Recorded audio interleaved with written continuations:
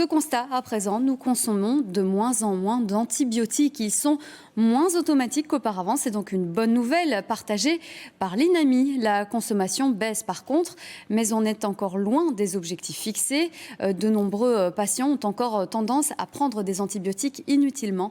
Reportage Sylvia Falcinelli et Sarah Deveau. Ce sont des médicaments qu'il ne faut pas prendre à la légère. La consommation d'antibiotiques est en baisse chez nous, moins 10% depuis juin 2023, 14% de baisse ces 10 dernières années. Pharmaciens et généralistes sont régulièrement sensibilisés. Et dans cette pharmacie bruxelloise, les patients aussi ont bien conscience que les antibiotiques ne se prennent pas n'importe comment. Mieux vaut en prendre en petite quantité qu'en prendre en grosse quantité, juste de façon à éviter les résistances internes au niveau du corps. Personnellement, quasiment jamais. Et les enfants, sur prescription du médecin, mais je pense que c'est de moins en moins. Souvent, là, il y a vraiment une tendance où... Et puis ici, on est bien conseillé pour, en général, les éviter.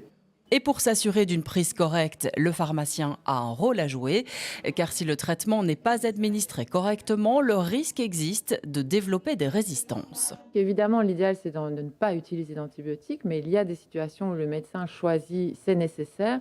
Et dans ce cas-là, il faut que l'antibiotique soit correctement pris, parce que la quantité est importante. Si on veut tuer une bactérie, il faut l'éliminer complètement. Si on ne fait que l'effleurer, elle va développer des mécanismes pour résister. Et c'est comme ça que petit à petit, on a des antibiotiques de moins en moins efficaces.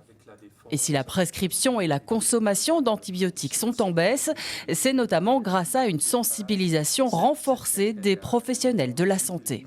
Les dernières années, on a vraiment mis sur, par exemple, donner des guidelines, des lignes directrices de prescription pour les médecins, notamment les médecins généralistes, mais on a aussi fixé des indicateurs, ce qui donne en fait la possibilité pour les prescripteurs de se positionner vis-à-vis de leurs collègues.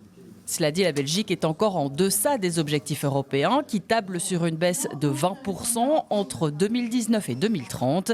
D'après l'INAMI, la prescription d'antibiotiques serait superflue dans 2 cas sur 5.